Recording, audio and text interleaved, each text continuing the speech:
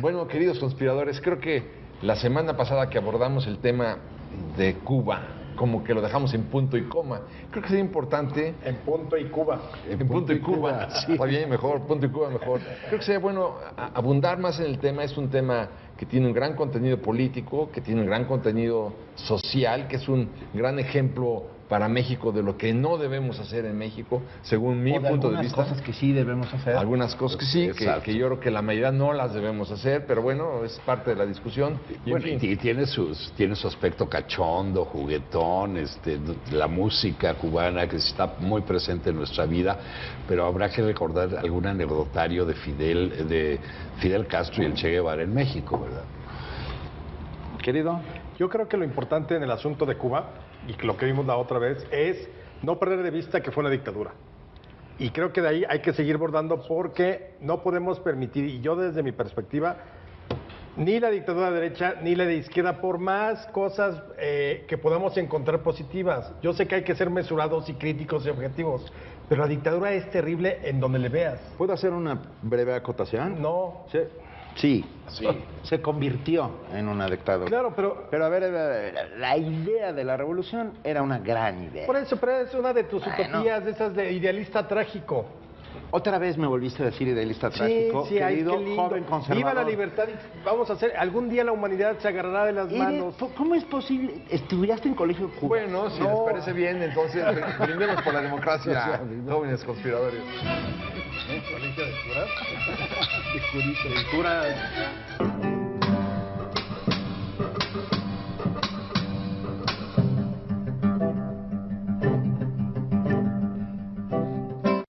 Bueno, a ver, Alex. Nada más para poner en contexto un poco, porque como hemos ido brincando, porque hay tantos temas aquí. En términos históricos, la Revolución Cubana triunfa en 1959, que significa el término de una década que fue de demasiada opresión en términos de las familias, en términos sociales, en términos de los regímenes en el mundo. Es decir, la década de la disciplina y donde los últimos estertores de ese conservadurismo familiar se va quedando en los 50. Y la Guerra Fría. Se queda en los 50. Y entonces vamos a pasar a una década donde se estaba buscando una alternativa para la vida en México, la vida en el mundo y en México. La mejor década de la historia del siglo XX. Claro, ¿por qué? Creo que es la primera vez que estoy de acuerdo con él. ¿Por qué? Porque estabas buscando una vía distinta de lo que conocíamos. Para ese momento ya el capitalismo había mostrado sus fauces terribles. El lobo del hombre. Por eso encuentra tan buena acogida el triunfo de la Revolución Cubana. En el mundo. Pero tal vez sería que matizar la palabra capitalismo. Estamos hablando de que en 1959 aproximadamente en 16 países de América Latina existían tiranos, dictadores asquerosos. Y muchos de estos dictadores eran sujetos sometidos por los Estados Unidos, impuestos por los Estados Unidos. Somoza en Nicaragua, por ejemplo. Bueno, Stroessner en Paraguay. Y Jorge Ubico en Guatemala y bueno... la lista es larga. En Dominicana. Trujillo en Dominicana. Y por eso la Revolución Cubana es un faro de esperanza, porque todos... Es que ese es el contexto en el que tenemos que poner. Eso es claro. Cuando tú ves, por ejemplo, que finalmente sale un Fidel Castro que dice voy a acabar con el régimen dictatorial de derecha de este malviviente llamado Batista, la gente dice que... oscuro sargento.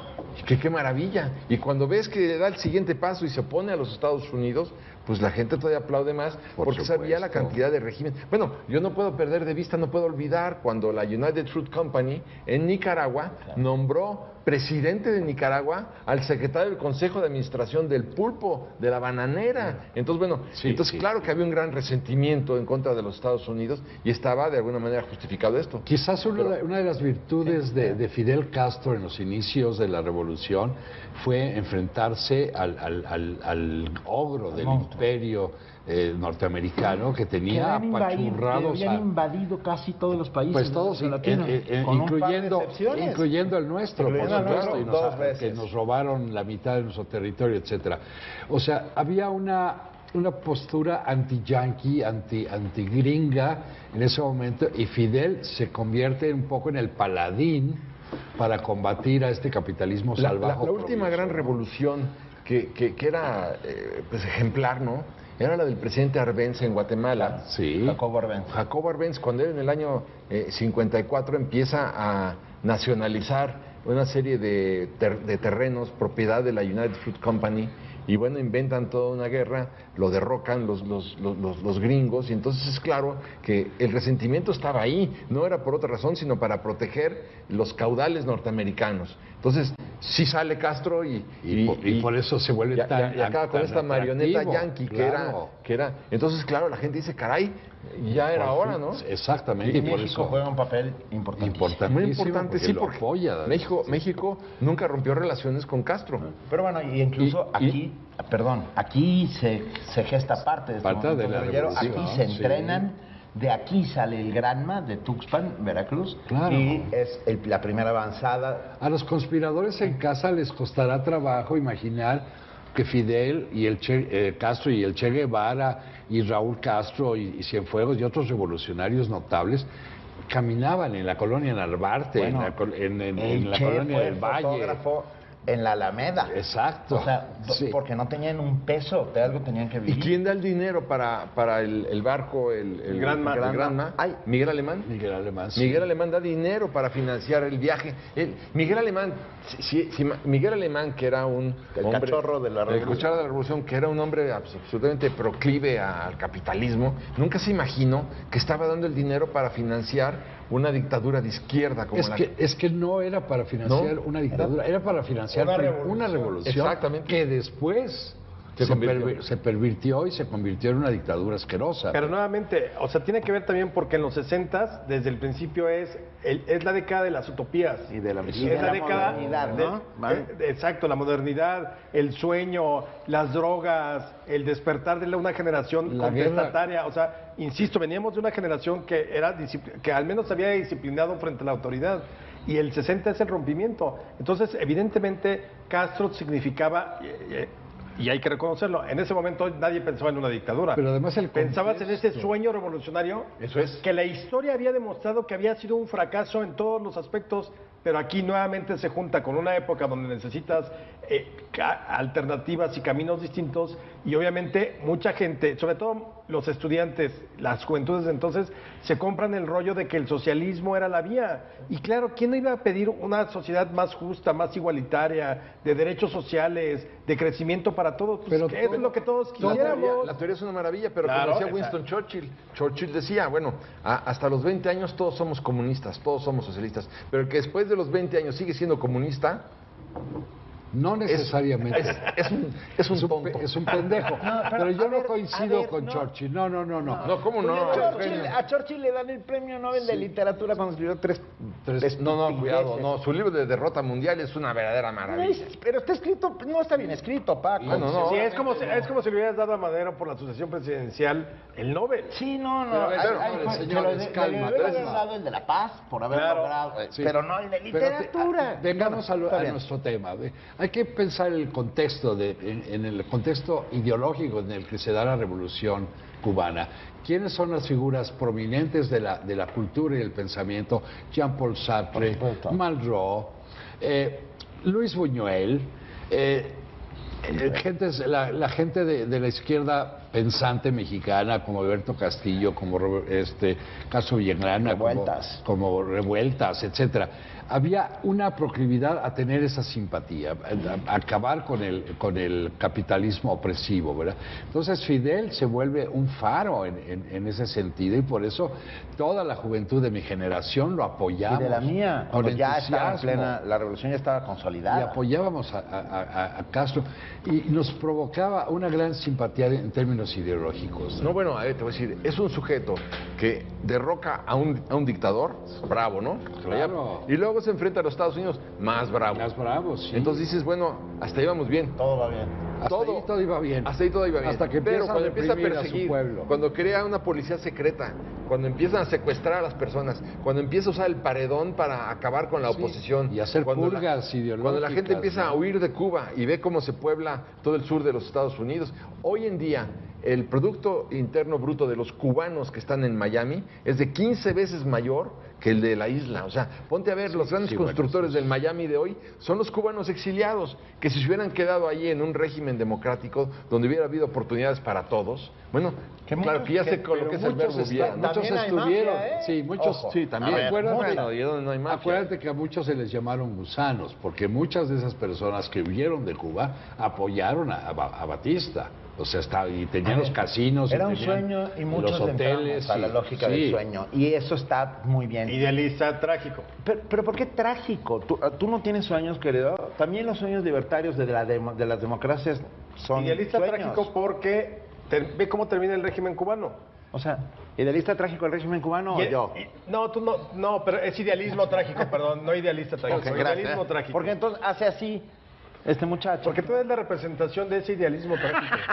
Bueno, pero lo importante... Siempre la utopía, perdido entre tus sueños, escribiendo... Pero a ver, espérame. Lo importante es ver objetivamente cómo se fue desarrollando esta revolución que desembocó en una dictadura y qué impronta y qué importancia tuvo el régimen soviético en orientar a Castro hacia esa. Y después el venezolano, cuidado, El venezolano también tiene mucha importancia. Al revés. Pero al revés, yo creo que es más la importancia. Bueno, por el petróleo. Por el petróleo. Bueno. Cuidado, no por el petróleo. A ver, yo quiero ver qué hubiera pasado a Cuba si Chávez no lo surte de petróleo. O nosotros, cubano, nosotros en algún momento, no me acuerdo con quién, presidente mexicano, le condonamos la deuda externa. 400 millones de dólares. Que realmente no es nada.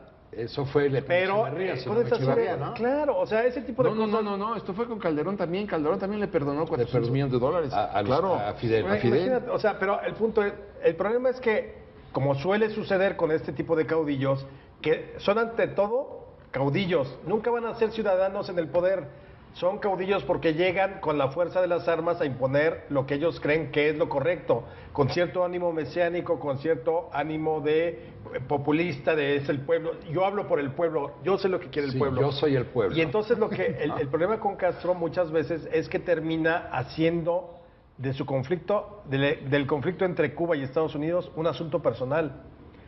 Yo creo que el gran ganador de todo esto es Castro. Castro doblegó a Estados Unidos en el sentido de que no, más bien, no me doblegaste, le dice a Washington Castro. Pero en ese no me doblegaste, ve lo que yo construí como dictadura. O sea, finalmente es un pueblo, o sea, una sociedad que verdaderamente está en un mundo distinto en términos económicos. Sí, una sociedad hambreada, marginada. Sí, no más que la nuestra. No más que la nuestra en términos demográficos. Entonces nuevamente vamos a ver, no estoy proponiendo una dictadura. Lo que quiero decir es que las sociedades hambriadas existen en todo el planeta. El número de ricos es de este tamaño y el número de pobres ¿Pero no crees que hay siempre más posibilidad cuando hay más libertades? Yo no... Se demuestra con las democracias mexicana, gringa, etcétera. No lo veo. Yo no lo veo. Este programa sería imposible en Cuba. O sea, ¿qué quieres que te diga? Este programa sería imposible en Cuba. Imagínate. Bueno, es impensable. Ahora mismo... Este programa era imposible en México. Sí, claro. Bueno, pero nosotros hemos evolucionado y en Cuba no. Hoy en Cuba no se podría hacer esto. Bueno, la semana pasada se reunieron 200 y pico de mujeres para protestar por la reanudación de relaciones de Estados Unidos con Cuba. Y las arrestaron y entonces se complicaron las cosas porque vino de la instrucción de la Casa Blanca o la sugerencia, mientras no liberen estas mujeres, pues, ¿de qué estamos hablando? Podemos partir del principio de que en Cuba, bajo la dictadura, no existe la libertad.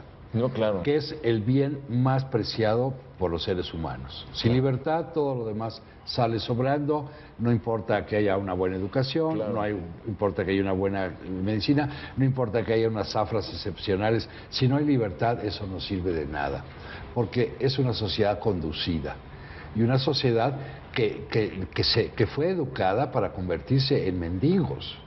Los cubanos se fueron convirtiendo, desafortunadamente, todos los que salían fuera de Cuba, en mendigos que pretendían ostentar cierta dignidad, pero no dejaban de ser mendigos. Y a eso los había llevado el régimen dictatorial de Fidel Castro.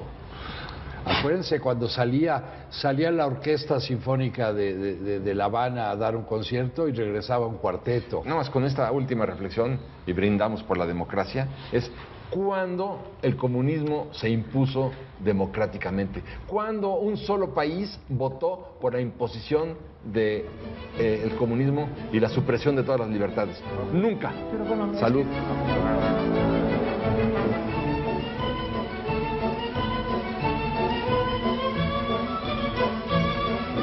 ¿Qué beneficios crees que aportará a Cuba la relación que restableció con Estados Unidos? Coméntanos, @Proyecto40. #Yo conspiro. Y bueno, gana en tecnología y eso, pues que es lo que Estados Unidos nos brinda. Diría que no trae cosas positivas para Cuba, puesto que Estados Unidos quiere comprar a Cuba. Yo conspiro.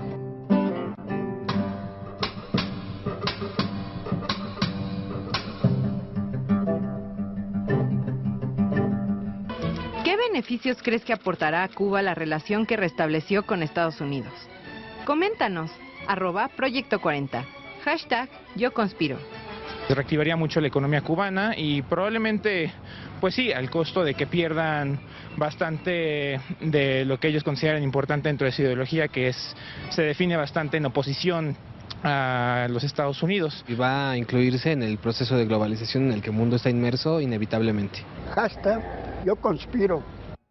Entonces, Benito, ¿tú sí crees que hay gente que ha votado por el comunismo? Es que el comunismo no se puede votar. No, pero no es se cierto vota, que ¿no? Hay algunos. A ver. ¿Por qué hoy Europa está regresando a ciertos regímenes socialistas? Bueno, Syriza en Grecia, cuéntenme qué está proponiendo. Hay una diferencia enorme entre comunismo y socialismo. Por eso dije, no comunismo, pero sí hacia ideas de izquierda. Syriza en Grecia es uno de los mejores ejemplos. Y votan contra el decir no al Fondo Monetario Internacional, decir no a la serie de medidas cautelares paternalistas de Europa frente a ellos y virando hacia la izquierda, después de... Vamos a llamarlo izquierda humanista. ¿Te gusta mucho más? Eso, es que ese es o sea, yo sé que muchas veces es semántica, son términos, lo que sea. Son términos. Pero una cosa es el socialismo que se impuso, como dice Paco, durante todo el siglo XX, y otra es el viraje que están dando los regímenes ante el fracaso evidente del neoliberalismo hacia una socialdemocracia. Sí, como porque los regímenes socialistas, si les llamamos así, del siglo XX, ninguno aspiró a la democracia. Todos fueron regímenes centralizados, regímenes autoritarios, regímenes unipartistas. Hay una confusión. Una cosa es el comunismo y otra cosa es el socialismo. Queda claro eso, por eso dije que el comunismo lo que ha fracasado, lo que fracasó y ya se terminó con la caída del muro de Berlín, fue el comunismo real. No, yo diría el socialismo real. No, ese es el comunismo real. ¿Cuál era el socialismo entonces? El socialismo en Suecia, en Finlandia, en Noruega, en Alemania. Eso es socialdemocracia, claro. Pero no es socialismo. Pero eso, sí, claro que es socialismo. Pero nos estamos desviando del tema. Es la democracia humanitaria. Yo insistiría en Fidel cuando nos quedamos todos boquiabiertos y empezó a fusilar a la oposición. Sí, claro. Cuidado. No, porque espérame, si llegaste aquí para acabar con una dictadura, lo que no puedes hacer es fusilar y ni pasar por las armas. Ni replicar lo que hacía la dictadura. Y ahora también, y ahora crean una policía secreta, empiezan a torturar a la gente. Bueno, está en no sé cuántos cientos de libros. Este dato no es una invención mía, ¿no? Claro. Entonces, acaba la libertad de expresión, acaba la libertad de prensa, empiezan las persecuciones, se acaba la impartición de justicia. Bueno, que se pensaba que iba a comenzar en algún momento y nunca comenzó en Cuba. Fidel, ¿no? se comporta en alguna forma como una caricatura de Stalin. Crea sus sistemas de inteligencia opresivos para acabar con todos aquellos que le podían hacer sombra. Aniquila la oposición absolutamente, no hay capacidad de réplica, la inmensa mayoría se exilia, ¿verdad? Y se queda con el pueblo hambreado, sí, muy educado en la Unión Soviética, muy buenos violinistas, muy buenos concertistas, etcétera. Pero la gente huye cada vez que puede. No se puede vivir sin libertad y eso es lo que Fidel Castro nunca entendió. A ver, yo te diría, la democracia es el vivero, es el vivero donde se desarrolla lo mejor del ser humano, en una democracia. En las tiranías, la de Ceausescu, o la de Stalin, o la que sea, o la de Castro. Surge lo más negro del Sí, ahí no se desarrolla. Entonces yo tengo que ser un demócrata y lo soy por definición. Entonces por eso no puedo estar de acuerdo con Fidel Castro. No, para nada. Que en nada. Pero es algo importante. Democracia quiere decir el gobierno del pueblo. Del pueblo, claro. ¿De acuerdo? Pues sí. Que no se aleja mucho de las utopías primitivas de comunidad. No. Finalmente sí se acerca porque el ejercicio del poder supone una jerarquización.